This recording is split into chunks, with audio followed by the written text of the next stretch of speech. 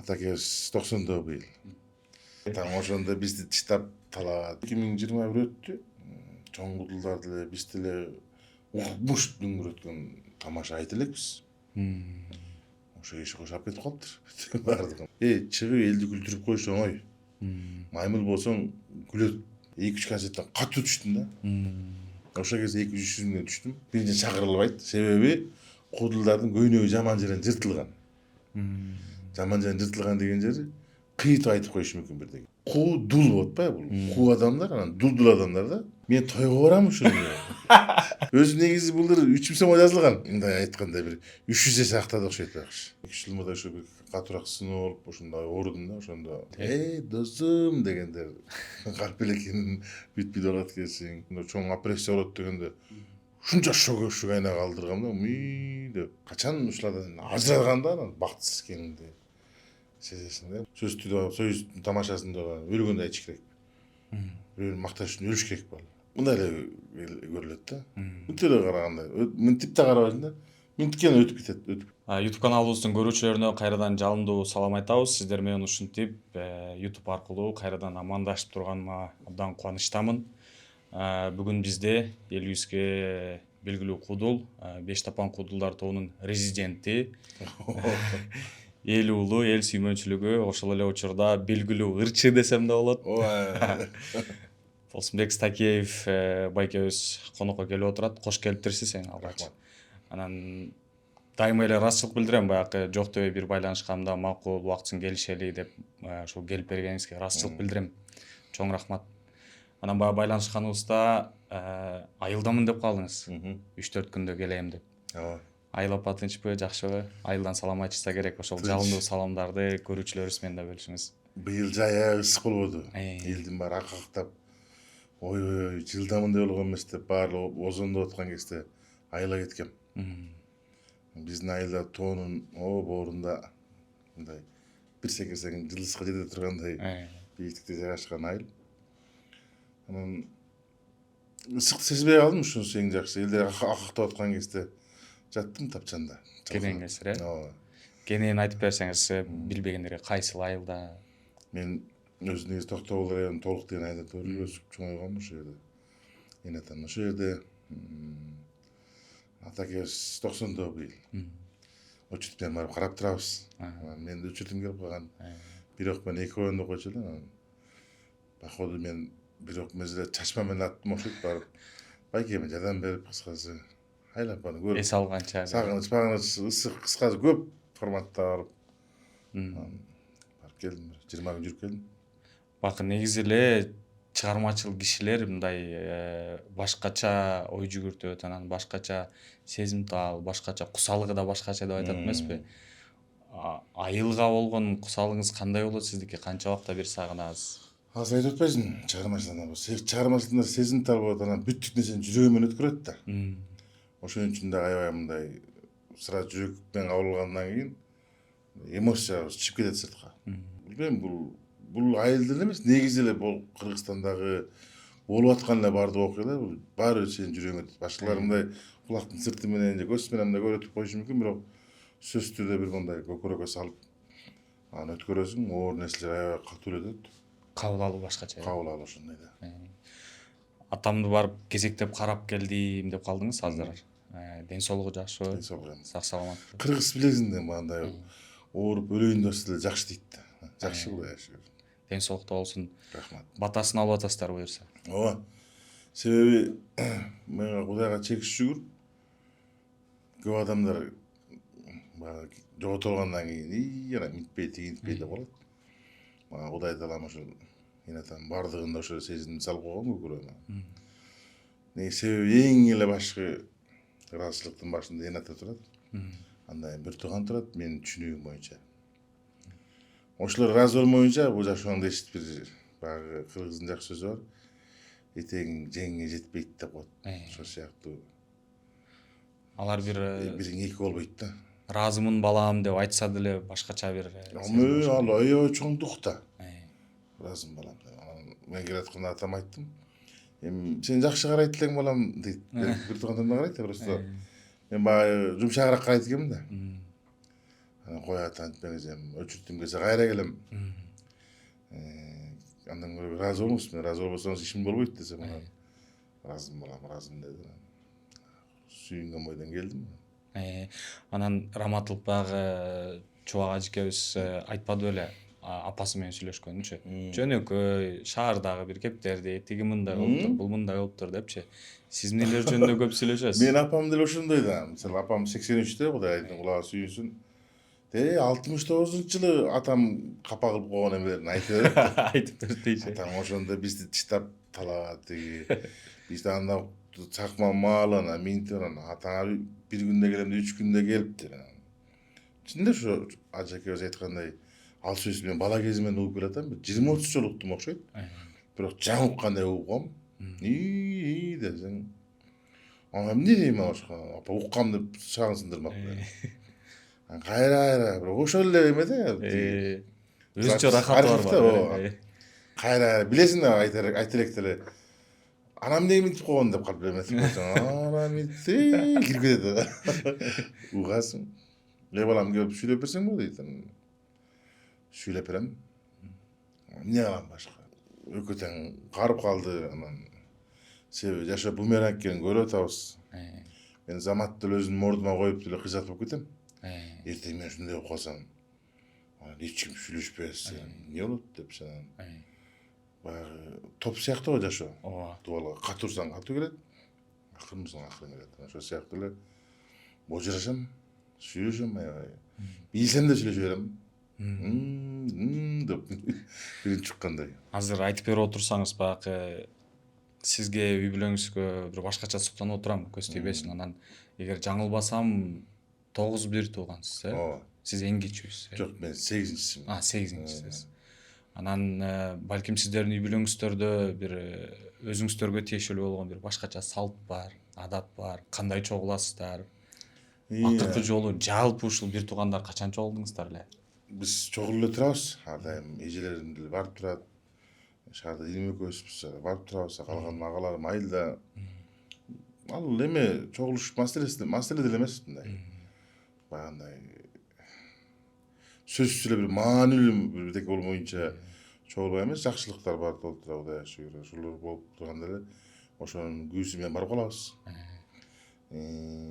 Учкан, уяда эмне көрүп учкан ошону аласың дейт. Уяда ошол тартип бар бизде. 1 жаш болсо дагы, 2 жаш болсо дагы деген сыйлашты. Өйдө өтүп кетмей, кыскасы кыргыздын сонун кереметтери үй бүлөдө сакталган. Ошон үчүн биз ошолорду аябай сактайбыз. Ошондой окшойт негизи мындай көчөдөн анча-мынча баягы тентектик кезде баягы түзүл айтып береличи мындай серпетип алган кезде. Үйгө эч мындай кирбейт элек. Себеби мен өзүм менин атамдын серпеткен көргөн эмесмин да. Ошон үчүн башка жакка барып жатып алып же болбосо. Анда ошон жок. Эмне болсо дагы мындай өзүң нормально билгенде келесиң да. Анда деп калганда мындай келе албай жок дегендей да. Ошону тартип ко дейм, ошондой баягы калыптанып калат кезинде. Пайгамбарыбыз тилемеж бар го, өзүң балаңа тарбия бериш үчүн өзүң эле чоң мектепсиң. Өзүң жүрүш турушуң менен тарбия. Ошол сыяктуу мүмкүн мен ошол үйдөн ошондой бир чек арадан чыккан тентектикти көрсөм мен деле барып кылсам керек эле үйгөчү. Анан аябай жат көрүнүш да мындай бир. Сиздердин үй бүлө үчүн. Жок, катуу билбейм. Башкаларда ал дүнөкөй эле эме, бирок такыр мүмкүн эмес бизде. Бул темада акыркы суроо суранычым болсун, сиз азыр айтып атсаңыз, баягы үлгүлүү үй бүлө болуп турасыздар. Анан ошол эле учурда баягы Талайбек Бектурганов агабыздын бири барыбыз беле, баягы 10 бала болуп деле кийин жалгыз ата энесин бага албай ушинтип унутуп калышат депчи. Ушул ата энесине мамилеси туура эмес болгондор, анан бир туугандары менен бир 5 жылдап айылап такыр жолукпай мамилесилери бир туура эмес багытка кеткендер эмнеден куру калып атышат? Жакшылыктан куру калат да. Биринчи Кудайдын берген жакшылыгынан куру калат. Себеби бүттүк жакшылыктын ошо башаты ыраазычылыктан турат. Албетте жана айтып өткөндөй биринчиси эне ата, экинчиси бир тууган. Садака берсең да биринчи эне атаңа, ана бир тууганга. Анайын кошунаңа дейт го, ошол сыяктуу.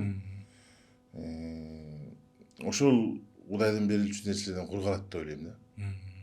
Анан бул көрүнүп эле турган нерсе да эми кимге кандай кылсаң ошондой көрөсүң. Эртең бір күнү кайра кайтып келет, теге мени ташындайт, берип баста келет. Мурун 40 жыл дечиле, 40 жыл эмес азыр 40 күндө келет деп койсо болот. Батыл. Ошол жакшылыктардан кургашы мүмкүн. Чоң рахмат, үй бүлөңүздөрдүн ынтымагы бекем болсун. Рахмат. Береке жаасын үй бүлөңүздөргө. Рахмат. Анан ошол сизди эстегенде эле, сиз жөнүндө кеп болгондо эле ошол башынан эң алгач ушул 5 тапан тобу эске келет. Балким буга чейин айткан болсоңуз керек, айтсаңыз да кайра бир эстеп кетели. Кантип ушул топко келип калдыңыз? Бул топ эмне болуп түзүлүп калды эле? Жакшы күндөрдүн башталышын бир эскерип бериңиз бизге. Биз мен ошо толук айылында мектептерде концерт коюп, анан клубда концерт коюп, биздин айыл дагы район центринен 100 чакырым алыста турат да. Анан анча мынча попуйта бараткан артисттер деле бурула бербейт дегендей. Анан ошол кезде ошол концертти колго алган балдар болчу 9-10 класста да. Активист, Ооба. Анан мен жерлештерим көрсө деле туура деши мүмкүн. Биз мектептин балдары концерт койгондо 84-тө. Ошол эл абдан келет эле. Ушул балдар жакшы болот деп. Себеби биз чындыгында чоң кудулдардын немесин даярданып аябай көрүп, анан эл багандай ой молодец деп шыктанасың да. Жергиликтүү жылдыз болгон экенсиздер, Анан ал кезде эме деп да койчу тиги күлдүргөн балдарды бул күмөндөр деп койчу да. Бул жаман күмөндөр деп койшат.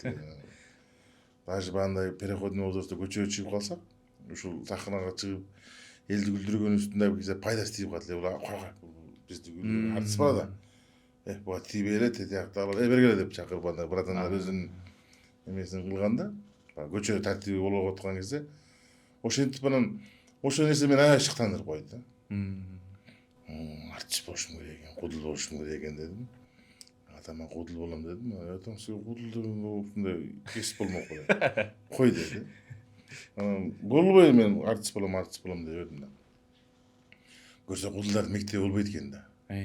Тем более бизде жок экен ал нерсе. Анда Кудай баягы жаштын тилегин берди окшойт. Атам болбой эле окутам деп келаткан жерден абарып кетти үй бүлөсү мени. Анан ошондон машина болчу, анан машинага расход кетип калып, балам 1 жыл чыдапты, эмне жыл окутайын эми деп калды. Анан бул Жаңы Жер деген айылда мектепте эжем иштейт. Ал кезде зам директор болчу мектептен. Ошо Рахман Аразов ошол жерге Бешик театрынын мектепте концерт коюп даярдап жүргөн экен. Бешикке концерт коебуз деп. Анан ошо баягы эжем мугалим деп билген окшойт мен тиги кечки спектакль, концерттерди, кинолорду көргөнүмө бул ушу өнөр адамы окшойт. Байкаптыр, Байкаган мугалимдер бат эле байкап коет го. Үйдө отурсам ошо 2 бала келди, тиги сизди эжекке чакырып атат. Эмнеге десем, Бешик деген концерт коюп келип ошо концертин көрүп кетсин деп. Демеле Учушкан бой. Жарылып кетейин, учушкан бой алардын биринчи жетип барып калды ошо. Анан ошол жерден сүйлөшүп тааныштырды. Анан Рахман Аразов каяктан болот dedi. Токтогул каерден? Толуктан. Абдулла экөөлөр турбайбы? Мен да баштагы бул күлкүлүү бала экен, кудул болсо болчу дейт. Ошондон ноябрда кезиктик, анан 2-нчи жылы мартта баргыла ошол кезде мен 5 тапан деген жаш балдар кудулдар тобун түзөм деди. Ноябрь менен марттын ортосу мага бүтүндөй бир узун өмүр болду да. Өтпөйт деген. Кудайдан боло мартта баран ошол жерден Бешик театрына барып, Бешиктин жигиттеринин интермедияларын ойнодук. Мага Рысбек Жантөреевдин образы туура келип, ошолой өтүп кеттик. Баягы ноябрдан мартка чейин даярданып, бир өзүңүзчө Даярданган жокмун. Жалаң күттүңүз. Жөн эле баягы күтүү да. Толкундан анткени Бешик деген аябай катуу чыкканда дуң дегенде бир Кыргызстанда бул Бешиктей бир дагы кудулдар группасы чыккан эмес. Себеби Ош базарда илгери кино койчу, сен көрүп калдың, көрбөй калдың. Ал учурда. Кино коюлчу. Ошо Бешиктин кассетасы концерти коюлат эле. Ушунчалык атактанга жеткен да биз Ауйда кассетадан угуп ушунча күлчүк да. Видеодо ошо жарылып каласың да. Анан ошончолук баягы араң турган эме суу сепкен да биздикин. Даңылдатып жандачы. Көкөрөктө калып тонноп кетти. Анан ошентип барган кудулдук деген ушу экен деп барып кудулданып жүрдүк. Көрсө аябай түйшүктүү иш экен. Кийин Абдулла акебиз айтты. Ай шордулар деди. Şu анан эмне шорду деп атты деп койчу, бирок кийин түшүндүк шорду экенин. Шорду экен.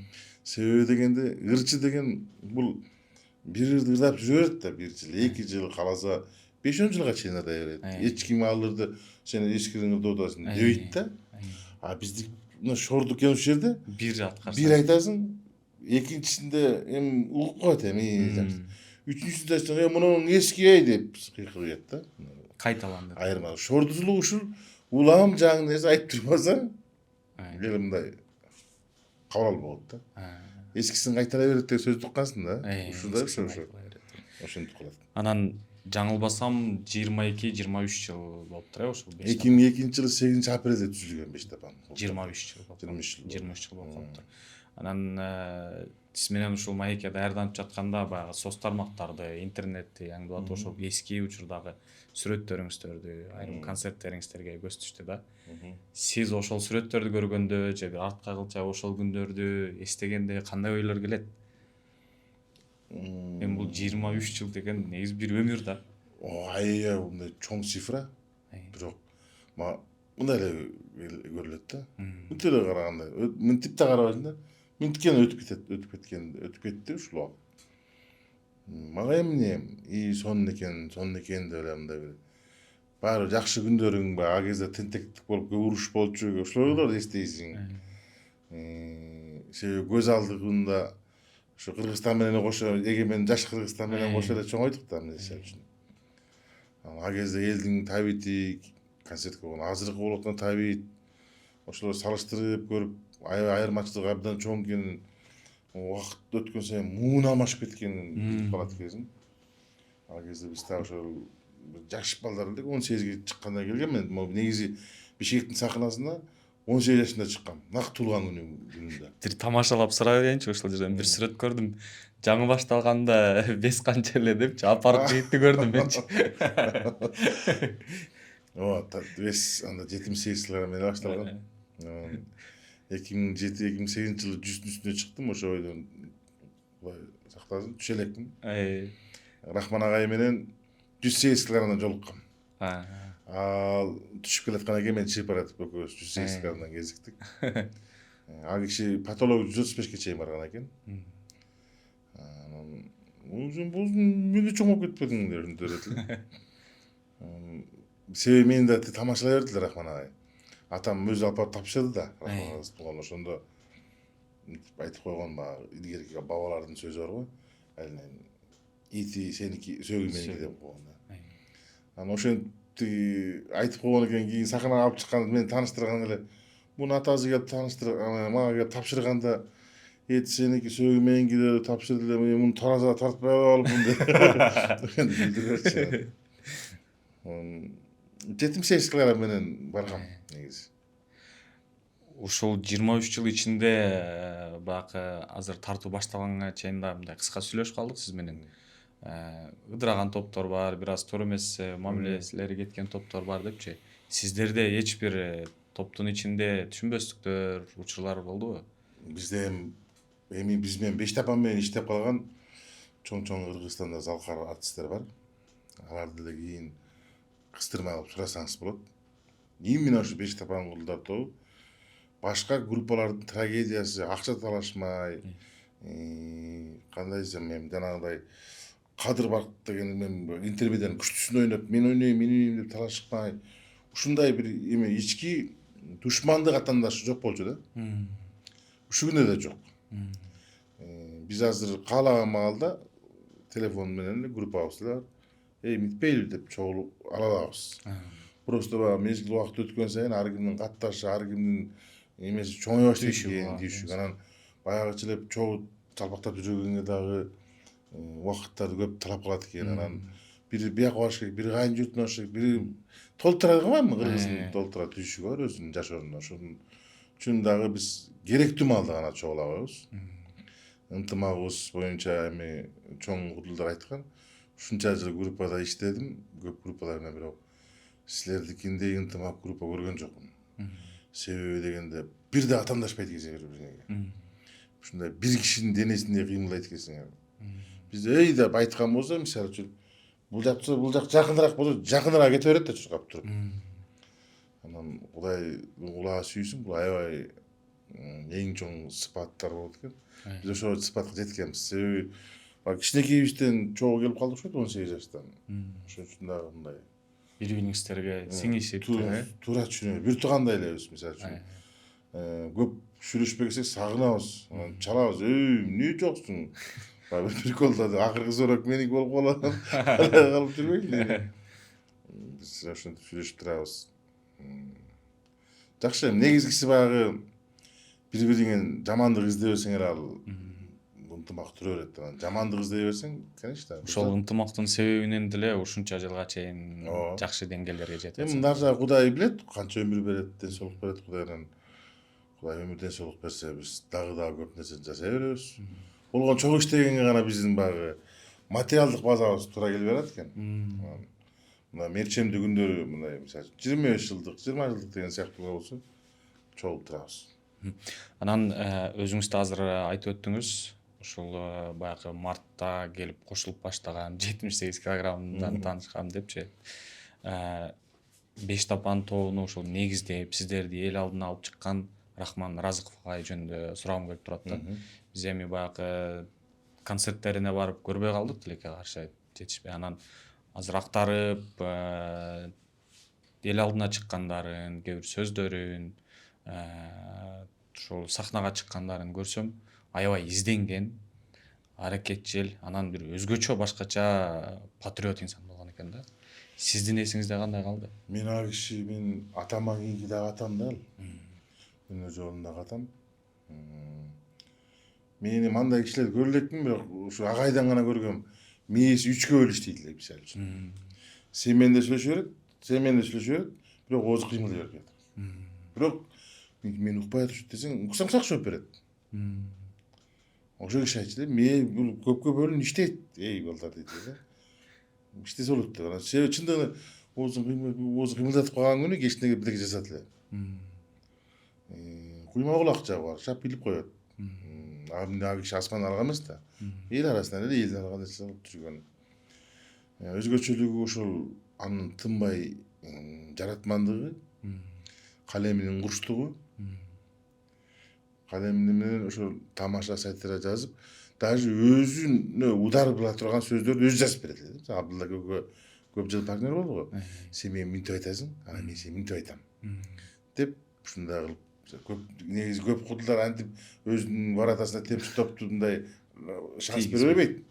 Кой деп. Биздин элдин түшүнүгүндө тиги катуу сүйлөп атса, о, тиги күчтүү кудул экен деп карат деп, мен слабый кудул экен деп айтып калбасын деп, көпчүлүк өзүнүн огородуна ташыртпайт, ызыттырбайт. А киши ыргыттырчу.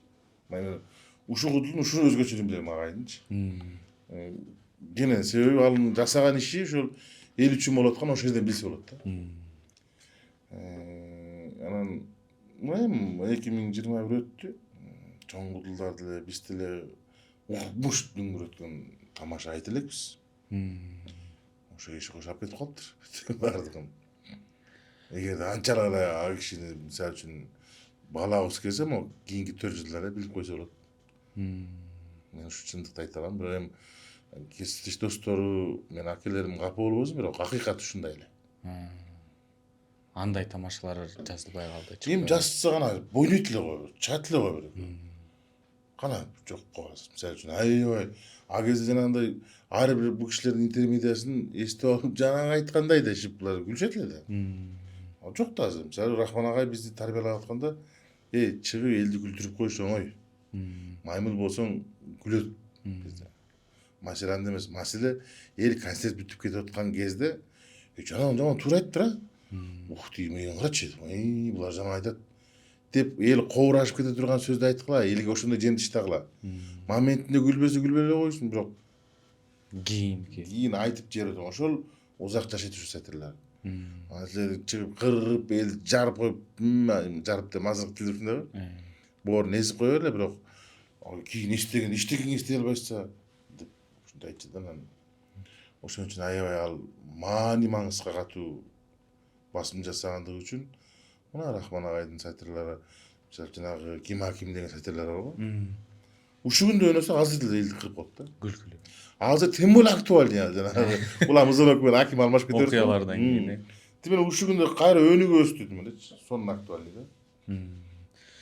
Анан биринчи эмени сурап алайын да, ушул Рахман агайдын баягы сиздерге сатира боюнча, сахнага чыгуу боюнча бир кеп кеңештеринен сырт жашоодо кандай кеңештерди сизге көп айтат эле?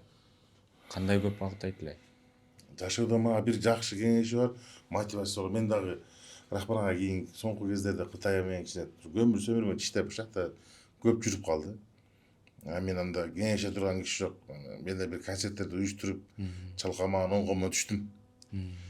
Конечно, билбеген убакыт туура эмес тандап алып, эл келбей калып, ушундай концерттерден бир 2-3 концерттен катуу түштүм да. Ошол кезде 200-300 миңге түштүм. Күздө, кеч күздө жолугуп калдым ага. Тойдо же кутулдардын жакшылыгында болчу. Бузун басчы деди мен чагырып. Эмне утасың деди. Тамашалап. Кайти 98-жылдары сиз пияздан банкрот болгондуңуз бир ошо пияздан банкрот болгондой эле болуп жүрөм ага десем. Деди. Мага бир жакшы мындай сөз айтты. Бул жакшы нерсе деп койду. Кайгырба, бул жакшы нерсе. Жыгылган киши гана турганды үйрөт деди. Сен жыгылдың, эми турганды үйрөнөсүң деди. Жыгылбасаң каяктан билесиң турганды деп койду. Мага ушунчалык ушул сөз кайрат берип, дух берди да. Себеби устаттан андай сөздү уккан жакшы нерсе. Анан көп эле кеп кеңештерди айтты, бирок мындай турмуштук эмес, экөөбүз саясат боюнча сүйлөшөт элек. Себеби чындыгында мага кишинин баарын караган нерсеге эметип мен да кичине кызыгып калам. Анан экөөбүз сүйлөшкөндө саясат сүйлөшөт элек. Аяга айтып, буланча мынтип түгүчөт. Мынтип калды, тинтип калды деп экөөбүз аябай ошо саясаттан көп сүйлөштүк. Себеби билбейм, өзү деле ошо өзү саясаттан баштайт эле. Ошону көрүп калган. Бизде Союз экөө мындай сатира жөнүндө көп сүйлөшөт эле. Мен саясат жөнүндө көп сүйлөшөт элем. Билчи да баягы кимге эмне кылсын, сууну каяка куюш керек дегендей. Онун ошол жактан көп үйрөткөн эмнем ушул даже мага мондай нерсе айткан. Болсун көп, мисалы үчүн казак, өзбек, орустун көп куудулдары көп көрө бербе дейт. Эмнеге агай десем, кокус жагып кетсе таасирленип кетесиң дейт. Таасирленгенде сен өзүңдүн калыбың жоголот деген. Аны туура баштайсың. Анан сен бүткүл эмени жоготосуң деди. Өзүңдүн калыбыңды, кыргыздын тамашасын жоготосуң. Ар бир элдин өзүнүн колорити бар, өзүнүн нукуралыгы бар. Аяктан которуп, бияктан которуп, ал биздин элге жукпайт. Биздин өзүнүн элдин түпкүрүнөн алып чыксаң тамашаны, ошондо биздин элди жашайтасың деп ушундай кеп кеңештерин көп айткан. Азыр биздин элдин баягы тамашаны кабыл алуусу жөнүндө да кеп айтып калдыңыз. Ага чейин анан баягы эң башында издеп карап көрсөм, бизде ушул сатира жазганды үйрөткөн же болбосо куудул кылган бир академия, окуу жай жок экендигин айтып калдыңыз да. Негизи мисалы мен болоюн же менден улууракпы же жаш бир мектепти жаңы бүткөн жигит улан кыздарбы куудул болом десе, анда Кыргызстанда азыр эмне кылса болот? Куудул болом десе, куудулдарды ээрчиш керек ба? Илгерки эмелердей кылып, чоң залкарлардай кылып ээрчип жүрүп, ошонун ысык сууна күйүп жүрсө, анан тажрыйба алат болду. Эми ал мектепте болуп окутпагандан кийин эмне кылат анан?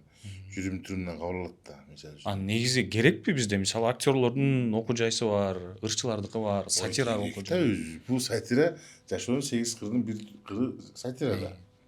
Сөзсүз түрдө бул күлкү болот. Күлкү болмоюнча бул жашоо болбойт. Бул керек нерсе, просто муну колго алып аны жасаш керек эле да бирөөчү. Ага мүмкүнчүлүк ошол кишиде бар эле. Ал кишинин да убагында ал киши көбүрөөк жогору жактарга сындаганы үчүн көп жакпайт эле да. Көрсө сын айткан киши эч кимге жакпайт экен да. Эми азыркы кишиде ага убакта мага киши жок, бирок шарт түзүп берсе деле кылса болот эле, бирок шарт түзбөсө деле өзүбүз кылсак болмок да. Анан эми могу, конечно, мисалы үчүн сирөң көп болсо бөлүшө аласың да. Өзүңө сирө жетпесе каяктан бөлүшөсүң? Ал жагы бар деңиз. Бул чындыгы ушундай ошо. Мисалы үчүн керек болса мисалы мен өзім тамаша керек болып қалса шақ ушуну ушуну мындай айтайын тиңдей айтайын деп ойлонуп сразу ошо этем башка бирөөгө заводко иштетип бергенге азыр пока эме да мындай өз үстүнөн ашпай калат да. Анан эми чогуу жүрсө мисалы үчүн мындай болсо мисалы мага жарашпаган тамашалар бар да. Мисалы үчүн ага жарашып калышы мүмкүн. Ушинтип типа устат кармап ушинтип мисалы үчүн үйрөтүп колдон келишинче. Биз деле ошол улуу агалардан, кудул агалардан эмнени үйрөнсөк ошону айтабыз да. Ашыкча айта албайбыз. Канткенде элге жетет, чындыкты кантип айтыш керек, кантип сый катыш керек, кыйыш негизи кыйыш керек да негизи. Сайтыр өзү кыйжылыш керек. Кыйтылбаса мындай эмне уруш сыяктуу болот да. Сатира эле бетке бирөөнүн ачыгын айтканда. Ошон үчүн мындай кыйтып айтсаң сатира. Кыткыртаганга сонда мындай. Туура айтат деген жакшы да. Мен сурайын деген баягы мисалы балким сиз угуп калгансыз буга чейин же азыр деле бир ушундай мектеп ачам деген аракет кылгандар барбы же сатира жазгандын бир формуласын үйрөткөндөр же сөзсүз түрдө эле бирөөнү артынан жүрүш керекпи? Анан жеке менин пикирим да ушул чыгармачылыкта жүргөн башка тармагында жүргөндөр кап болбосун, бирок сатирага үйрөтүү кыйыныраак болсо керек окутуу. Эми негизи бир залкар айткан менин эсиме чыгып атат. Роман жазган го. Ошондо сатира китебин жазган да, ошо сатира китеп жазгандан көрө бир китеп 3 роман жазмакмын деп айткан бир биз кыргыз эме залкар бар, атын унутуп атам азыр. Ошол сыяктуу элди кайгыртып коюш оңой эле да. Туура бир больной точкасын айтып бирок жөн турган элди кантип күлдүрөсүң? Күлкү действительно оор. Мисалы үчүн настроениясы түшүп калган адамдар да аны күлдүрүшкө тата алса. Ошол сыяктуу сатираны деле мисалы үчүн табияттан болот бул сатирик делечи. Мисалы үчүн көп эле өзүн өзү аябай мен сатирикмин деп жазышы мүмкүн, бирок ал өтпөй калышы мүмкүн. Кээ бир адамдар бар тамашаны сатира жазбайт, бирок монтип айтпайсың азыр мындай болот го деп айтып коет. Ушундай идея таап келген адамдар башка, анан кагазга түшкөн адамдар башка болот да. Ушул күндө ушулардын немеси бир жерде эмес да. Чогуу эмес да азырчы. Бирөөсү жакшы табат идеяны, бирок мындай айтканда кирпич кое албайт. Табардап келип бирөө кирпич сонун коет, бирок табары жок койгонго. Да бир аянтча керек экен. Аянтча керек да. Аянтча кылып мындай бир кыскасы баары биригип турса эле баягы Кудул Манас Белек айтмакчы. Биргеле жүрсөк бирдекеси болот дегендей, бириге турган бирдекеси болсо жакшы нерсе болмок. Анан соңку кезде андай деле. Кудулдар негизи баягы буга чейин айтып келген, мен деле айтып токтоп койсом болот. Көпчүлүк жерде өгөйлөнүп турат да. Өгөйлөнгөнү кандай эми бар деп нары чыгара албайт, бирок мисалы үчүн мамлекеттик маанилүү иш-чараларда, мисалы үчүн концерттерде неге акындар да кошулат, анан кудул кошулбайт? Сиз таң каласыз мисалы үчүн. Мейли аябай чоң масштабын жөн эле койгон, мындай бир чоң жакшы средний эмелерде кудулдар барбайт эриге. Кантип барбасын? Чакырсын, неге барбайбыз? Ал башка планетанын же башка өлкөнүн жарандары ошол элди күлдүрөбүз да. И так деле концертте күлдүрүп атпайбы чогултуп алып. Биринчи чакырылбайт, себеби кудулдардын көйнөгү жаман жеринен жыртылган. Жаман жеринен жыртылган деген жери кыйтып айтып коюшу мүмкүн бирдеге. Анан шакаба болуп кетсе, анан жиндеп кетиши мүмкүн. Ошентип көп нерсеге зыян алып келип коюшу мүмкүн. Ушул жери бар. Кудулдар өз оокатын өзү эле кылып. Ошон үчүн. Мына биз илгери 2004-5 жылдары агай бизге Аким жөнүндө сатира жазып берген да. Ушу болгон тарыхты айтып коеюн. Таласта Атай Омаевдин айында Көк Кашатта бир мектеп бирдик ачылыш болгон ошол жерге тиги Аким губернатор да келди. Анан ошо биз гастроль жүргөнбүз. Ошо Көк Кашатта жашап атканбыз Байкелдин үйүндө.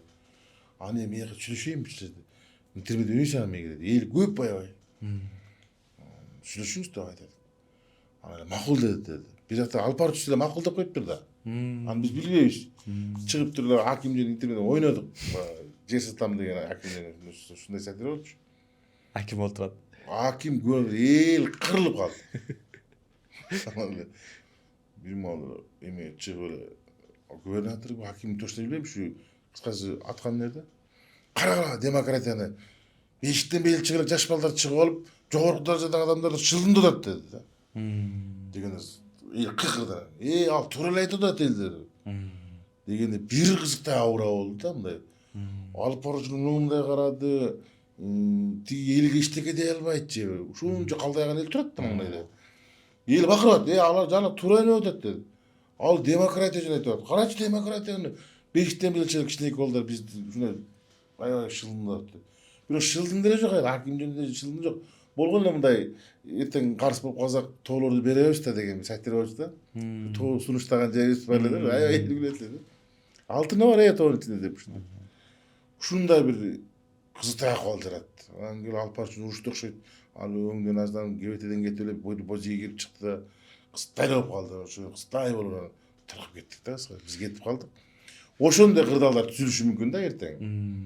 Баары эле иштеп аткан эмелер атка минелердин баары айыл жерде апакай болуп периштедей болуп элге тегиз чагып аткан жок да. Анан бир деген кыйтсаң эл деген эл да калыс да. Кыйгырып берсе аларга бир мындай бир нерсе жаратышы мүмкүн. Ошон үчүн да тартууду ишер болуш керек деп ойлойм да. Эми эмеспи, мисалы сиз айтып жаткан сатирада мисалы ал киши өзүн көргөн үчүн балким чычалап атат. Өзүн көрбөгөн адам менимче туура эле кабыл алса керек же. Өзү чындык гана чычалап атат адамда. Чындык бар да аяда. Чындык болбосо экинчи адам чындыкка эле күлөт. Жалганга жизнь күлбөйт. Ойноп аткан үчүн эл чындык болгон үчүн каткырып атат да.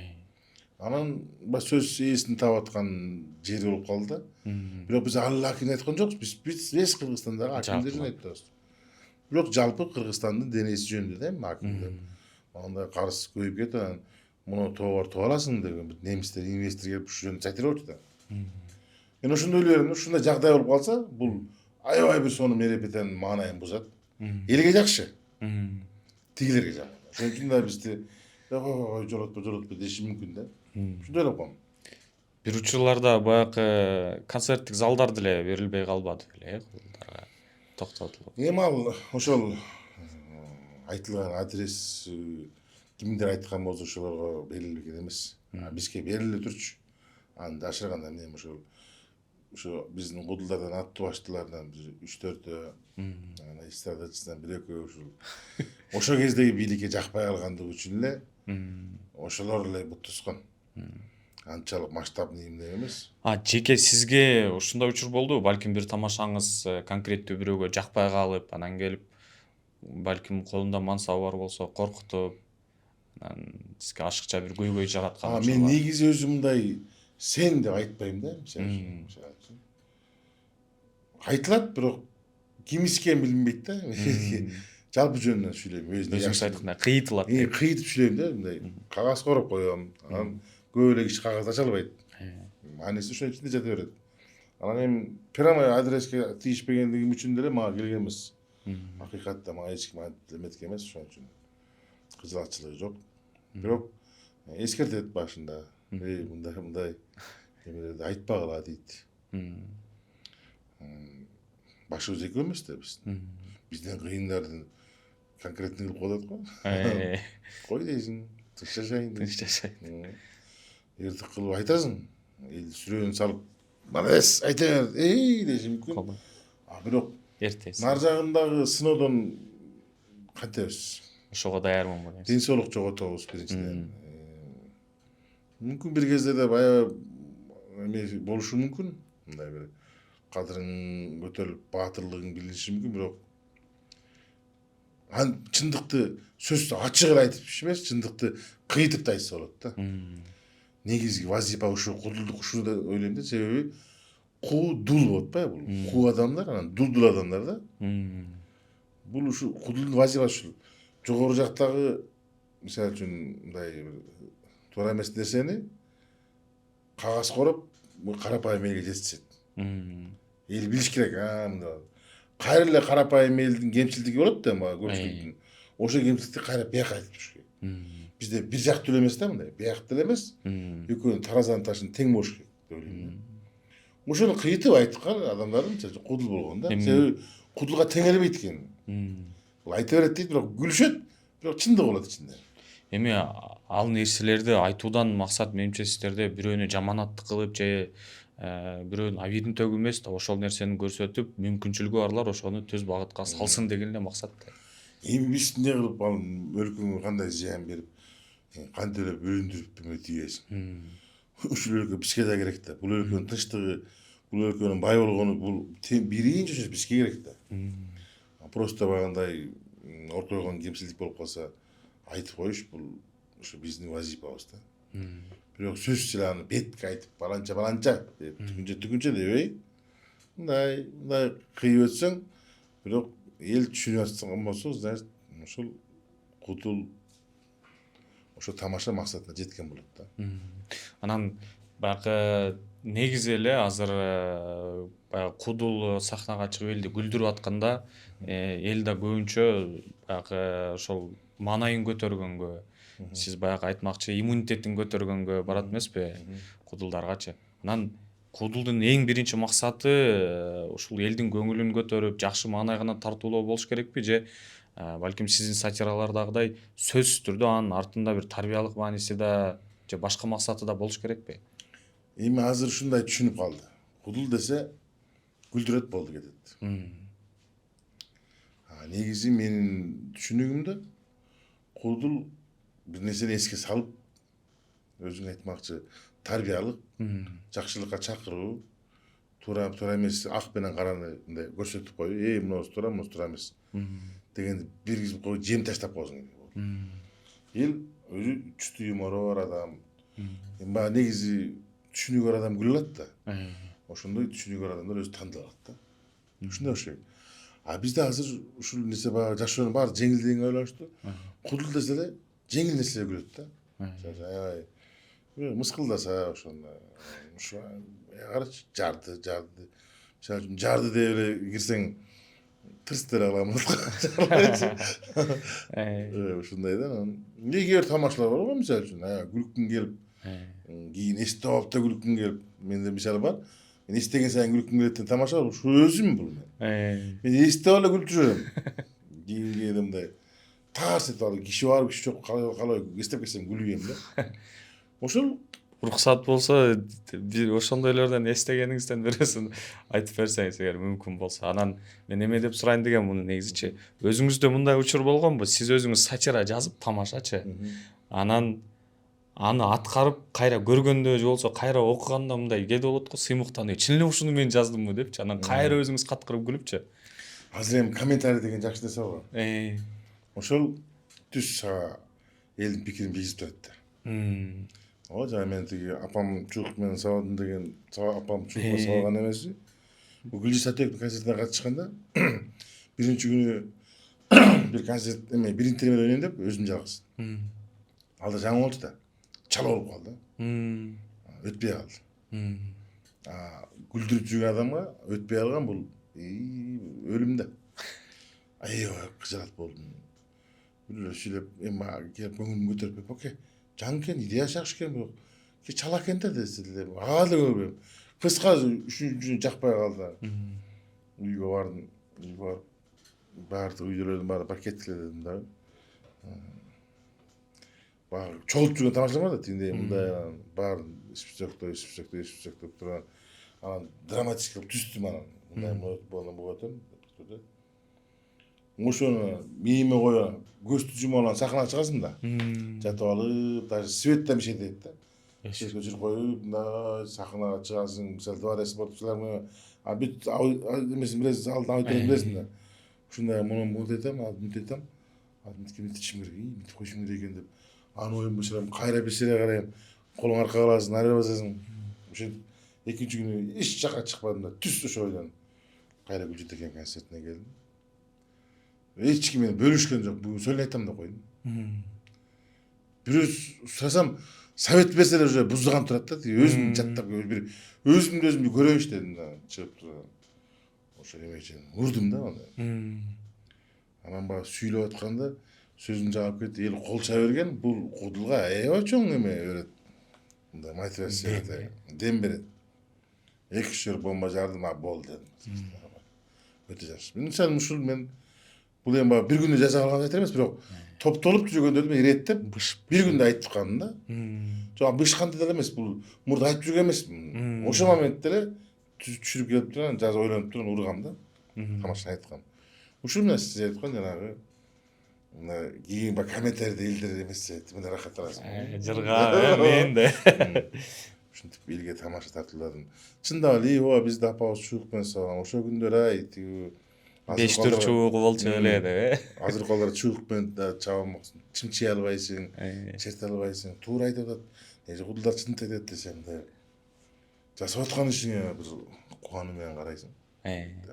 Ошол тамашаңызда баягы айткан жериңиз бар эмеспи? Ар бир учурга өзүнчө чуук эле Кылмыштарга жаша. кылмыштарга жараша депчи, Мырза Теректен, Талчубуктан эме депчи. Ошол жерин угуп, негизи эле ошол тамашаларыңызды көрүп, мен дагы бир нерсеңизге таң калдым да, сөз байлыгыңыз да аябай бир кенен экен да багаж. Бул китеп окуйсузбу же болбосо кайдан келген эме бул? Өзү китепти окуган жакшы окуйм. Жагат өзүм окуган. Мисалы, кечирим сурайм бөлгөнүзгө, ошол чубуктун эле ошол жерден жаңылбасам бир 5-6 түрүн баягы уйкаштырып айткансыз да. Чындап эле шынтып айтканда 5-6 чуук турчу да. Анан көзүмдөн көргөнүм айтам да, табылгы, долоно деп, каратал актал Мырза Терек деп. Ошол баягы апам алып келип ушуну коюп коюп, анан баягы аны аерден тамашалап көркөмдөргөн атак. Алганда колуна тийген чуугу менен урат апаң. Китеп кызыкканым, китеп эми бир жакшы жолдош да. Аябай дос да. Мисалы үчүн мен Манастан Саякбайын окуп аткан кезим 500 бир берекет барана келип кайра эле ушуну окуп атам. Себеби ушу түшүнбөй калган жерин кайра кантип окуй берем. Бир жолу ушул тааныш эле чыгармачыл инсандар үйгө барып калып айтып калды. Болсун экен, эмне окугансыз деди. Эмне десем, жаман куйлуштуруп сүйлөп атасыз го деди. Неге десем, билбейм, эски сөздөрдү куйлуштуруп сүйлөп атасыз го деди. Кой деп койдум. Себеби мага жана Гүлнара Хакарова эженин жолдошу Улан байке аябай билимдүү адам да. Ошол айтчу эле. Эгерде бир той алып барбасам ошондой айтып калды. Тамада болом десең, Манастан Саякбайдын вариантын күнүгө жарым саат үнүң чыгарып катуу жарым сааттан окуп койсоң болсун. Сөз таппай калбайсың. Любой жерде чат келет, түк айтып кое бересиң депчи. Ошол сыяктуу китептин ошондой жагын аябай жакшы көрөм. Чындыгында таасир алып сүйлөйсүң, анан бир окуя айтканда ошого окшогон окуя келет, түп айтып берет. Китептен эске түшүп кетет. Китептен эске түшөт. Китеп сонун десем, кээде бааз китепке деле эме болот, стресс болосуң. Көпкө чейин окуй албай, тура берет китеп. Бир кетсең кеттиң, ушундай. Кирип алып, Ата жагат китеп окуган. Тандайсызбы мындай жанрын, балким? Сөзсүз да. Мисалы үчүн жана жетим кыз, кызыл жолокчан бир берекет, тигүү деген жанга пайдасы жок китептер бар. Алар жөн эле шарок окуусундан эмне пайдасы бар? Китептен бүтек алыш керек да, жөн эле окуй берген эми. Төз түрдө жок дегенде бир китеп жөн жазылбайт да. Анын ичинде бир сонун асыл ойлор бар. Ошо камтылат. Ошону алыш үчүн окуш керек. Жанагындай бир жөн эле мындай материал үчүн эптеп китептин бетине каратып алган жанагындай бир бузулган кыздар жөнүндө бирдеке жазышат. Аларды окуйм. Алар эмне пайдасы бар? Алар жөн эле наоборот психологияны бузат деген үчүн турбай депчи. Андан көрө пайдалуу нерсе окусаң, ал жок дегенде бир-эки нерсе аласың да. Анда баягы азыр соц тармактарда көрөк актуалдуу болуп калбадыбы?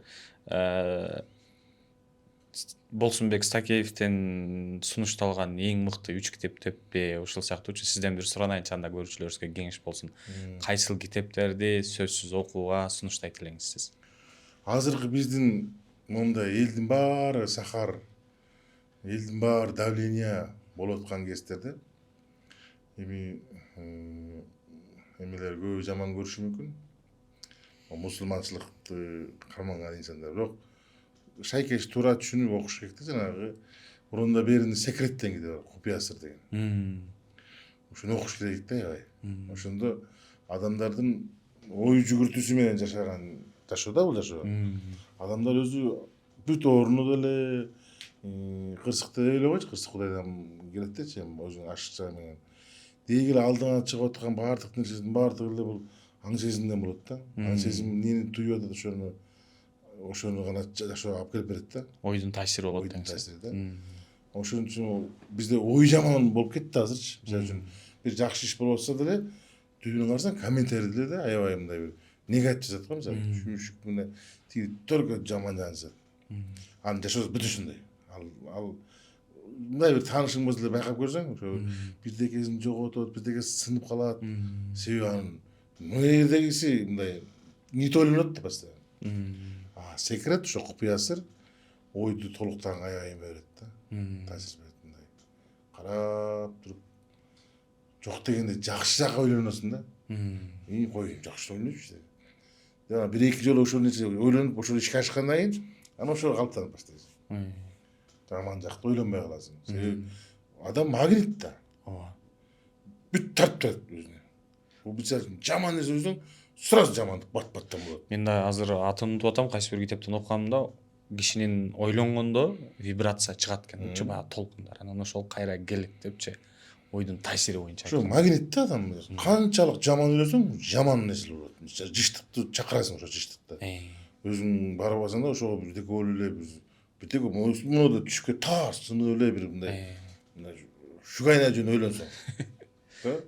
Сен көп айтат, андай тиги акча жөнүндө ойлонуп, такыр акча жөнүндө акча келбейт го дей берет. Бул анын этегинде ишенбеген ой бар да. Канча эле мен ушинтип жооп калсın. Бирок ойлоно берет, бирок түбүн ишенбей коет да. Ишенбеди чык, анар кой кыркылып кетет да. Ошол секрет сунуштайм. Себеби абдан капаланба деп жана чоң ажыбыз эле айттылы го. Ошо агитеп да сонун, ал нак мусулманча мындай мусулман эмес ширелеген нерсе. Капаланганда эмне чындыгында мындай карап көрчү. Болуп туруп капаланып туруп маселе чече турган болсоң, бир аз отуруп капаланып, маселе чече алсаң болот деп турат. Ал болбойт экен го капаланган. Капа жөн эле жүк. Оору, олчогон оору, олчогон аркасынан баймой алып келе турган, проблеманы алып келе турган бир бале да капа мисалы. Капаланмасаң да ошол нерсе өтөт, капалансаң да өтөт. Андан көрө да капаланбай бияка секирип алгаң жакшы да мисалы үчүн. Тыныч ачып калып. Анан ошо көңүлгө алуу да ошол көп баракет тап берет экен да мисалы үчүн. Бүт эле мисалы Уруулардын деле көпчүлүгү ошол ойдон, стресстен айтып атышпайбы? Оору ал жөн. Мисалы үчүн экөөбүз тең жүрөбүз, эмнеге сага суу тийип калат? Бир жерге мисалы бирдей эле погодада футболка чын турабыз деп коелу. Эмнеге сага суу тийип калат? Сен ушкан суу тийбесе экен деп койгон үчүн тиет да. А менде ой жок болгон үчүн, суук менен ишим жок.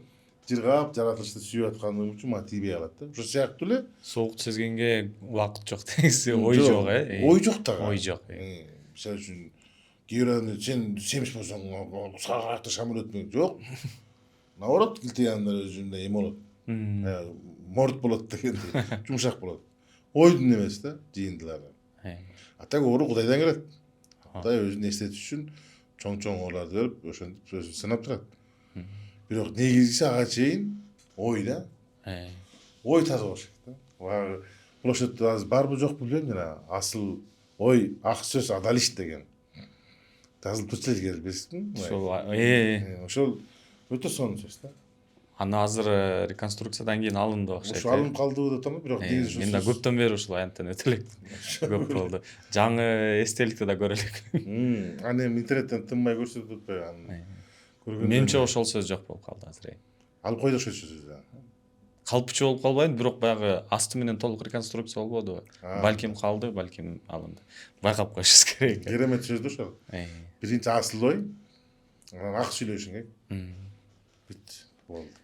Өзүңүз ушул баягы азыркы аянтчада жазылган сөз жөнүндө айтып калдыңыз. Бир ураныңыз барбы жашоодо? Балким сиз кайталап турасыз өзүңүзгө. Уран эми аябай эле мүмкүн биз саясатчы болсом ураным болушу мүмкүн эле. Мен көбүнчө айтып коем, кыжаат болбош деп коем да, мисалы үчүн. Сенин коем санаң жок деп оке дей берет. Бирок негизи ошо кыжаат боло бергенди, мурда мен кыжаат болушунан көп ооруп жүрдүм да. Анан кийин барып ошо кыжаатчылык абдан чоң балекет тап келет билип калгандан кийин кыжаат болууну чечкем да. Кыжаат болуп баштайсың, кантип адам болосуң да. Болгондо баягы эме программа алып келесиң да. Азыр кыжаат болдум. Эмне болду? Мындай эле ыргызсаң ошо. Жок, негизи жөнөкөй кылган менен аябай жакшы уран экен. Кыжаат болбойчу. Кыжаат болбош деп коем. Хыжалат болгондо деле бар чечилбейт да маселе. Э. Андан көрөк мындай бир жакшылап ойду тегиздеп алып туруп ойлосоң жакшыраак болот да. Мени минтип анан кечке минтип бияка барсам биякты деген киши өмүр бою ушуну айтып өтөт бир жыргаган айтпайт да. Жалаң эле. Кайгысын айтат. Анан баягы сизди тааныштырып атканда белгилүү ырчы деп да тааныштырып койдум. Анда жөн эмес. Анан аябай бир катуу тараган азыркы жаштардын заманбап сөз менен айтканда хайп болгон ырыңыз бар. Мен баягы калп айтпай чын айтайын, мен 2 досум бар, ошол ырыңыздын өзгөчө күйөрманы да. Анан мага бир сүрөтүңүз менен да келишиптир. Бир 2 жыл болуп калды окшойт. Бир кафелердин жанынан чыкканда сизди көрүп алар сүрөткө да түшүптүр. Көрдүңөрбү мына? Анан да кичине сүрөткө түшүп келдим депчи. Анан айырсыз. Тамашачыны аралаштырып сурайын, бул ырдын тарыхы кандай, сөзүн обонун ким жазды эле, канча убакта жарык көрдү эле бул депчи. Кымбатчылык деп аталган да. Ооба. Кымбатчылык жөнүндө бир ички иштер министрлигинин бир эмес жарлыгы чыкты эле го. Кымбатчылык жөнүндө айтсаңар жокко тартасыңар деп. Билесиң, эсиңизде ошо бир болгон ушундай бир. Күлкүм келген тоол. Канча айтпайсың эле. Айтпайлан дейт окшойбуз да. Ошол Негизи бул ырдын эмес тарыхы мындай да, бир бул 3-4 нерсени камтыган. Мен өзүм күлкү иммунитетти көтөрөт деген баягы ковид деген концерт койгонумда иммунитет деген популярный болду ошо. Коеюн анан эми токтогулдук мындай бир ыр менен баштасамбы, шаң менен баштасамбы деп ойлонуп жүргөм. Анан бир Фейсбукта бир жакшы сонун кайрык бар, ошо кыңылдап кайталай берет элем ошо музыканы. Анан как раз ушулар айтып калды. Анан бир эмеселер көбөйүп кетти мындай. Көп нерсени азыр айта албай калдык го. Анан ушундай кылып түшүнүшүм керек экен, айтышым керек экен деп анан ошондой жыйындысы негизинен чыгып калды. Анан көпчүлүгүм ойлойт да, бул жана азыр мааниси жок ырчылардын сөздөрүнө какшык катары деп. Типа ошентип да койсо болот. Ага да туура. Баягы кимдин ой жүгүртүүсүнүн күрүктүгүнө жараша да. Кайерге чейин жетсе деген. Анан негизи бирок бир эле эмес 4-5 нерсени камтыйт да. Ошол концерттин башталышын шаңдуураак башташым керек болуп калды. Экинчи министрдин тиги ымашын айтып атамын, жокко тартасыңар деп. Ошол учурга аябай айтышыптыр э. Күлкүм келген аябай күлчүгө кызык го иши депчи. Азыр көп нерселерди айткандан коркот азыр. Азыр коркуп калышты да чындыгында. Мындай тартипке салып коюшту го. Ошолордун баардыгын камтып турган. Анан чыгып жөн ырдап коюштум да. Анан болбой кудулдар да түшүп да. Бул эмне деп сагынан айтышка туура келди себеби. Анан бурун жүрүшүнө жанрында ошол баягы необычный болгон үчүн элге аябай өттү. Анан көбү мындай азыр дейт деп күтүп атып, анан ырбытып калганда каткырды. Ой, ушундай да приколдойбу деп жанагы. Шиза билем, баягы элдин бир необычный болуп кеткендиги үчүн дагы көбүрөөк таасир этти ошол элге. Эми кээ бир учурда суранып калышабы, ошону бир аткарып берчи деп. Мен суранып калышабы деген айтасың. Мен тойго барам ушул эле. Атайын ушулар менен э. Мен бир айтып берейин эми ушунча болду силерге. Бул ыр чыгып калды, бир жылдай болуп калды. Анан бир опера балетчи деген бир жалаттык акем бар. Ошол айтып калды. Болсун жалатка тойго канча барасың да? Мынча дедим. Анан сен азыр номер беречи өзүңө сүйлөшүнчү деди. Мейли дедим. Телефонду алып чалды. Болсун эки андай жакшы. Тойго канча барасыз? Ушунча. Мен сурадым сразу. Тамадалыкпы десем, жок деди. Күлдүргөнүбү дедим да. Жок деди. Эмнеге десем, ырдаган деди. Жаман күлкүм келип кетти. Мен өзүм ырдаган эмесмин да. Тааныштар эле окшойт, приколдор окшойт да. Ырдаганбы? 20 миңге барам деп койдум. Жөн эле оозума биринчи жолу чыкты да. Ошол ырдады да. Болду эке, каердесиз деди. Шаарда ушу. Место ырдыңыз деди. Ыргыттым, дос балам үйдө болсун. Айке келдим, чыксам. Тап эле колума 20 миң берет. Не болду десем. Багылдап сурач, бирок костюмуңуз менен ачкыңыз таап алыңыз деди да. Күлкүм келип Уже сүйлөп алдың, уже болуп калды анан. Назат жок да. Кол алышты дегиси. Жагы келгенде оппа деп колмо карматып коюпту. Амин. Досума кирсем, досум жыгылат экен. Койсом, мына берип кой дедим. Баш кийим. Анан жалатып карасам, Каныбек шефтин баласы, кесиптешим. Бака каяктан жалатып картам деди. Той барбы деди. Дедим. Тамадасың деди. Жок деп. Күлдүргөнгө кетасың деди. Ырдаган деп коттойм. Албай тиердеги жалаат ушу оштогу таланттар өзүнчө көп болот го. Ырчы керек болсо айткыла. Ырчы келет. Аябай мен хокма кылып приколдошту. Ошенттерде анан көп бул багыш. Өзү негизи булдыр 3000 сом жазылган. Музыкасы анан Өзүн актап тим эле. Мындай айтканда бир 300 эсе актады окшойт. Багырың деп коет. Сөз тырдайсың го биде. Заказ кылышканда. Көп анан кийин кыдырып калдым мырда. Гастролго чыгып кеткенсиң деп коет. Көнүп калдым да. Ырдап коюн деп калып. Ырдап калсы.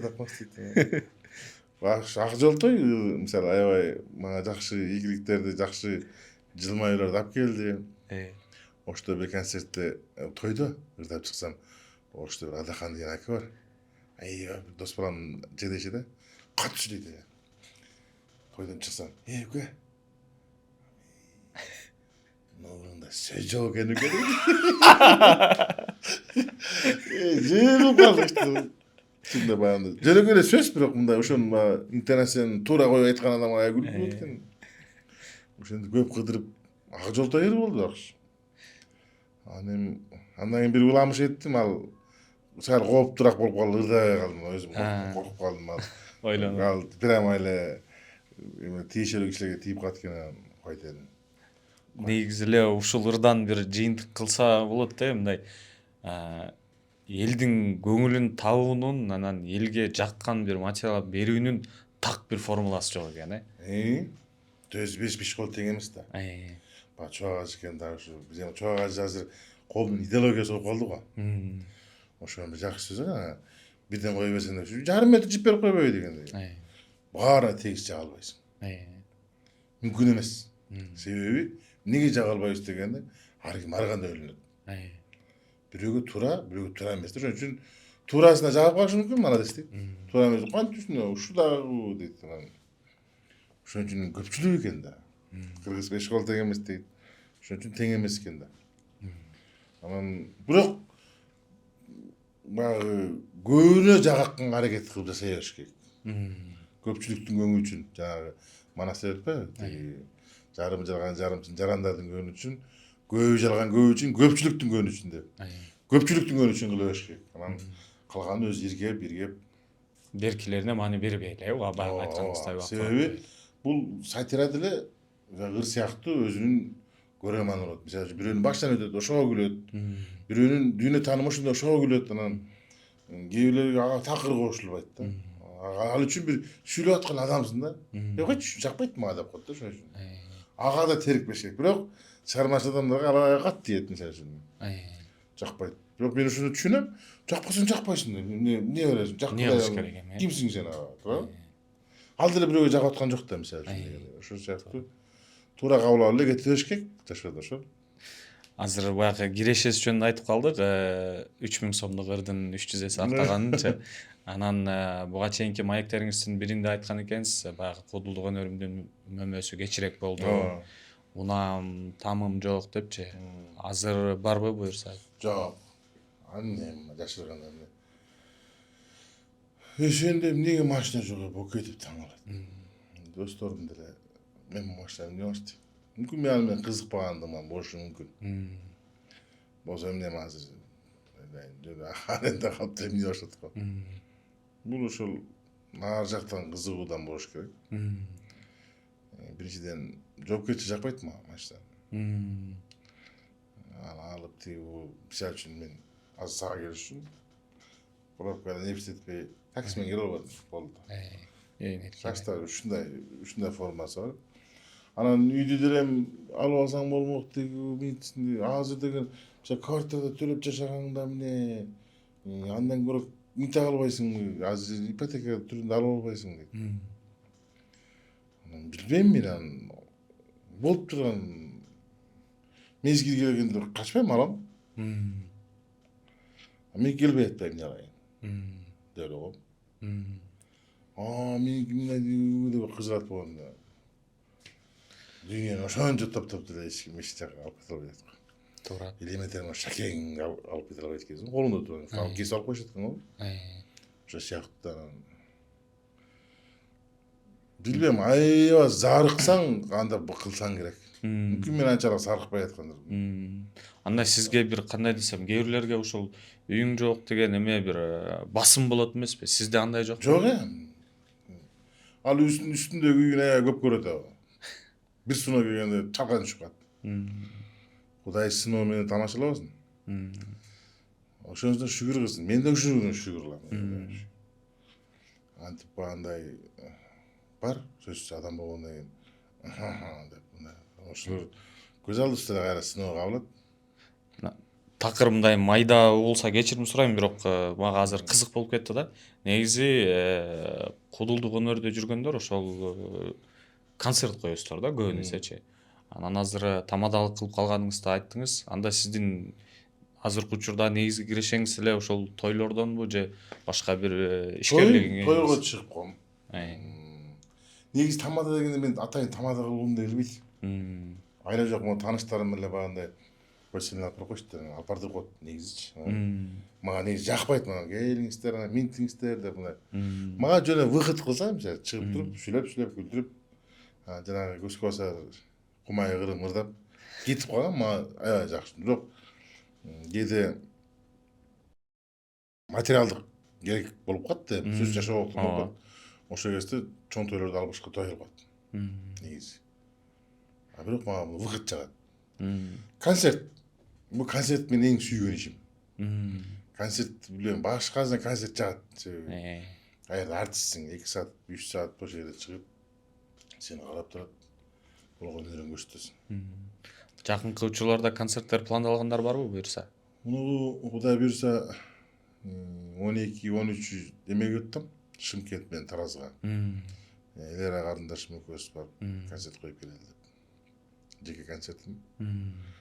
Андан кийин биз азыр жайдын саратаны азыр эл концерт көрмөк үчүн агактап калат. Көлөгө таппай жүргөн кезде. Так коюлбайт бул убакыт концерт.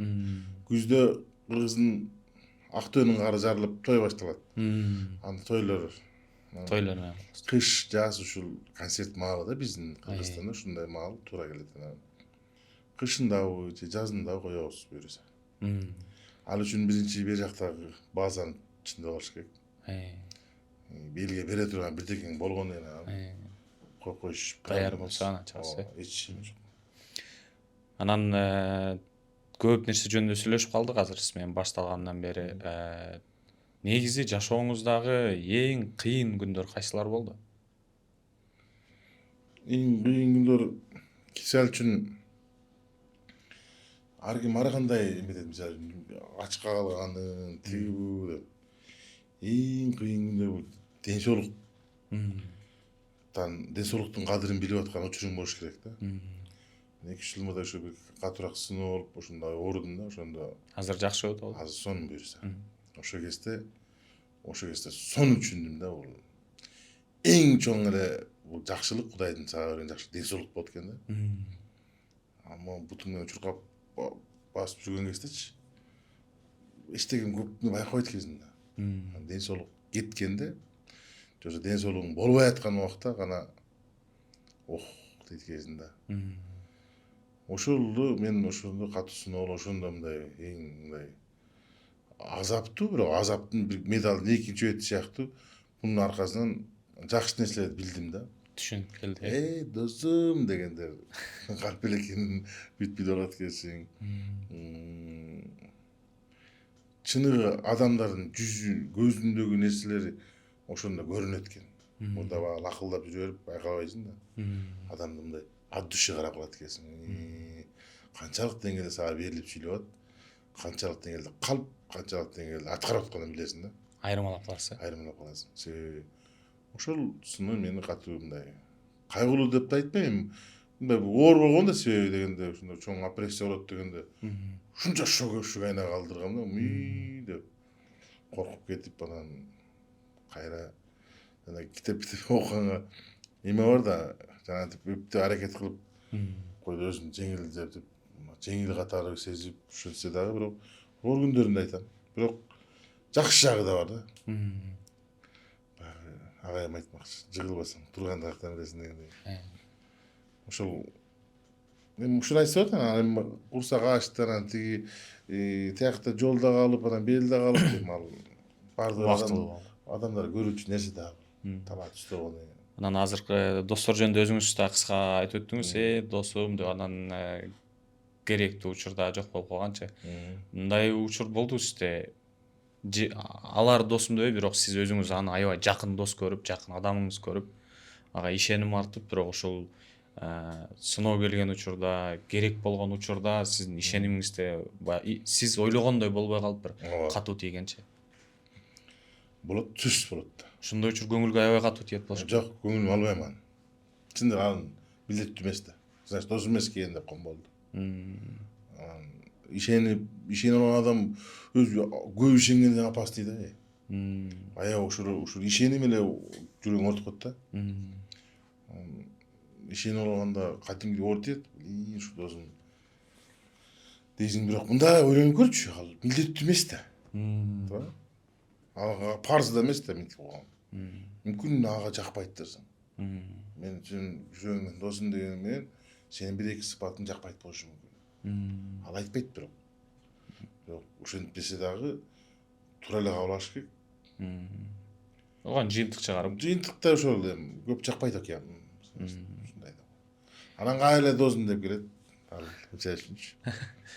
Ошондо өлчөп аласың да өзүңдүн мамилеңе карап өлчөп аласың. Кайсыл жерге чейин мамиле болуш керек. Ошол. Эң бактылуу күндөр деп кайсыл күндөрдү айтат элеңиз суранса? Эң бактылуу күндөрдө, бактысыз күндөрдө эч эстегиң келбей калат да. Бактылуу күн эми билбейм, мен бактылуу күн, ар эле күн бактылуу күн деп сезем. Бүгүнкү күн, Ооба да.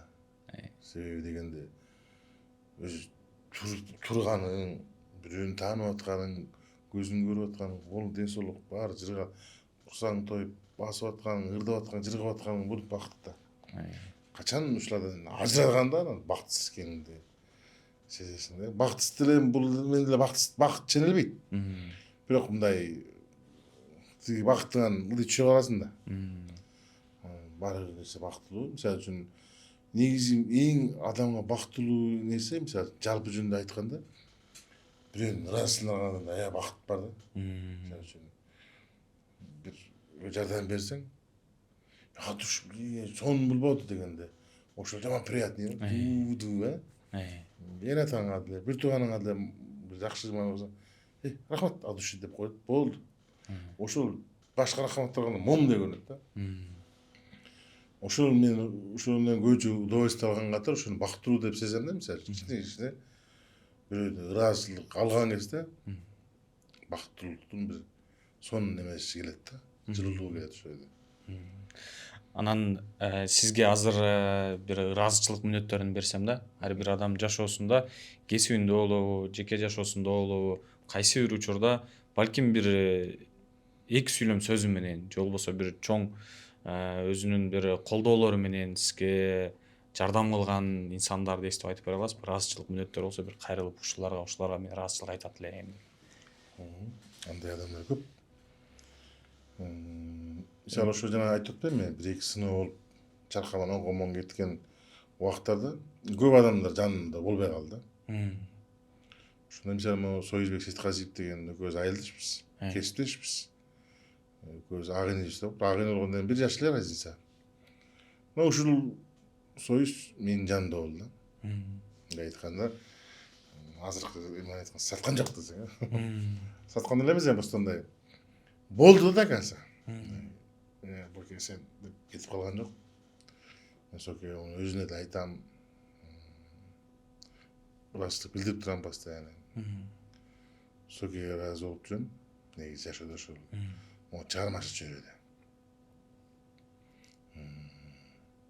жөнөкөй досторум бар мындай андай от души да мындай мезгил сыноосунан өткөндөр кальпелемди аткарбайт белгилүү ырча экениңизге карабайт. ооба жеке мындай адам катары достор бар.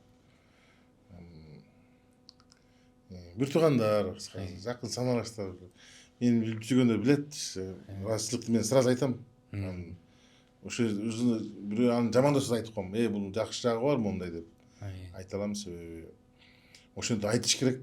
Дагы адамга аябай энергия берет. Ооба.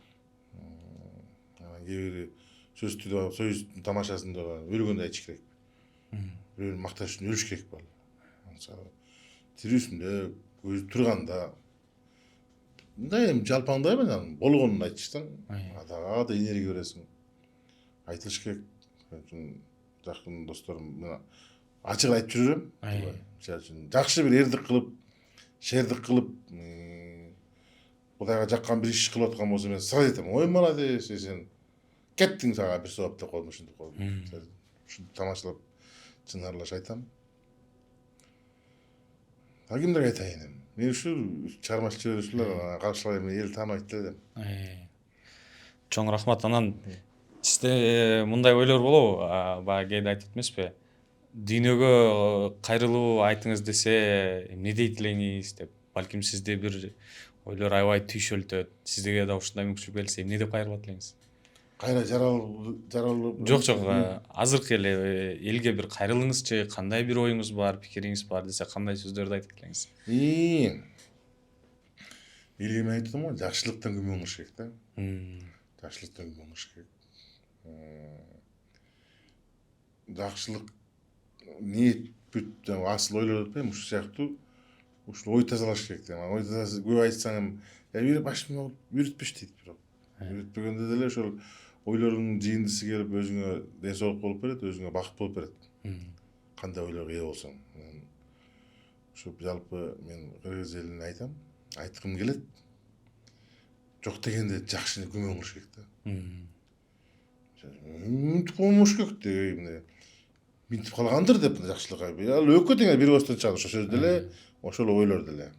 Баары сага ысык суу же пайдасыз эмес. Тиякта болсо деле, ошого да жаман күмөн кылабыз. Ошон үчүн дагы жазында бир умура барып келдим да. Арабтардын бир азыр түшүнүк бар го, араб кул, орус кул деп, бирок мен ар нерсенин жакшы жагы, жаман жагы бар го. Арабтардын бир сыпаты аябай жакты. Муну мен бул жерде айта алам. Дүйнөнү кор кылып пайдаланат экен да. Дүйнө бир жерде жаткан макулук сыяктуу мамиле кылат экен да. Аны мен кайерден көрдүм? Машиналар аябай кымбат, 24-25 жылкы эң акыл үлгүдүү машиналар, сырттары чийилип, бийлип ар бир болгон, ичине кирсе комфорт. Сүзүп кете берет экен. Болду. Ыраазы. Өзү дүйнөнү кор кылат экен, ошо дүйнө ушунчалык аркасынан ээрчип. Аларда ушунчалык көрөсүң мисалы. Ошончо мусулман агып барып, ошончо мен зыярат кылып аткан анын өлкөсүндө пайдалуу болот да, мисалы үчүн, мамлекетине. Ал кайра ошол элдин жыргалчылыгы үчүн иштетилет да. Карап айттым. Дүйнөнү кор кылып коюп, onun үчүн дүйнө акча ээрчитирбей булар дедим. Мелечти. Бизде тескери дүйнөнү кол алганбыз да. Дүйнө жеткирбей кетип барат. Ошол сыяктуу мындай бир баалуулуктарды көтөрүп, баасы жокторду түшүрүш керек. Азыр айтайын бул коомдун ушундай сразу күмөн кылат да. Эми тигинде кантип акча болбосо иш болбойт. Ооба, акча болбосо иш болбойт, бирок негизгиси баягы кайрылуу ошол таза ой, таза күмөндөр гана жакшылыкка алып барат да ойлойм. Ошон үчүн күмөн санасак да жакшылыктан күмөн санаш керек да. Жакшыдан жалаң, жакшылыктан мүмкүн мынтип калгандыр деп койсо болот. Бизде ошол жерибиз кичине кайгылуураак. Чоң рахмат сизге. Бир саат таанышып калды окшойт, бизде дагы буюрса. Ыраазычылык билдирем. Менимче көрүүчүлөрүбүзгө сиз айткандай аз да болсо бир пайдалуу сөздөр айтылды, кызыктуу сөздөр айтылды. Анан биз да сизге ыраазычылык айтабыз ушундай элдин иммунитетин көтөрүп, күлк тартуулап жүргөнүңүзгө. Анан бүгүн жок дебей убактыңызды бөлүп келип бергениңизге. Өзүм да көп болуп калган тиги. Эл алдына чыкпаганыма, эфир аркылуу чыкпаганыма ошо дагы сага сразу макул болгонула ошол. Азыр жаңы баштап атыпсың эми. Силерге да ийгилик. Чоң рахмат. Өргүңөр өсүп, Айтқаныңыз келсін. ушундан берекелүү кадыр барк тапкыла, ийгилик тапкыла, баардыгы мол болсун. Айтқаныңыз келсін. Элдин көйгөйүн, элдин жүрөгүндө өссүн, элге алып чыгып жүрө бергиле. Мен Ийгилик айтқаныңыз кылайлы. келсін. Элүүскө да бир кайрылуңуз болсо көптөн бери чыга элекмин деп калдыңыз. Кайрылып алсаңыз анан биз башташабыз Ошо. буюрса. Эми айтып атпайм, азыр больницаларга барсаң, больницаларда толу адам, анач тапшырык ошончо, ден соолук текшерткен ошончо адам. Анан күлкү бул өзү лекарство да, Туура. лекарство. Өзү лечениянын падышасы бул күлкү болот да. Ошон үчүн туугандар бул дарыны иче бербей, бул моральный дагы дарыланып туруш керек деп айткым келет. Ал үчүн баарыңарга жылмаюу маанай кылайм. Баардыгын күлкү менен кабыл алгыла. Себеби күлкү бул саламаттыктын эң алгачкы баскычы. Саламатта болсо күлкү болот тууган. Ошон үчүн баарыңызга жылмай калайм. Беттеги бырыштар күлкүнүн бырышы болсун. Сизге дагы бир жолу ыраазычылык билдиребиз. Көрүүчүлөрүбүзгө да биз менен болгонуңуздарга ыраазычылык айтабыз. Эгер бизге каттала элек болсоңуздар мына жаңы баштап атабыз деп айтып келатабыз. Бизге катталыңыздар. Ушундай агабыздай эл алдына чыккан улуу инсандардын ойлорун, сөздөрүн, окуяларын сиздерге жеткирип берүүгө аракет кылабыз. Биздин катарыбызда болуңуздар дайымда. Анан сиздин сөзүңүзгө тилектешпиз да дайыма эле элибизде ушул жылмайган, күлгөн, жакшы күндөр көп болсун деп жыйынтыктайбыз. Чоң рахмат.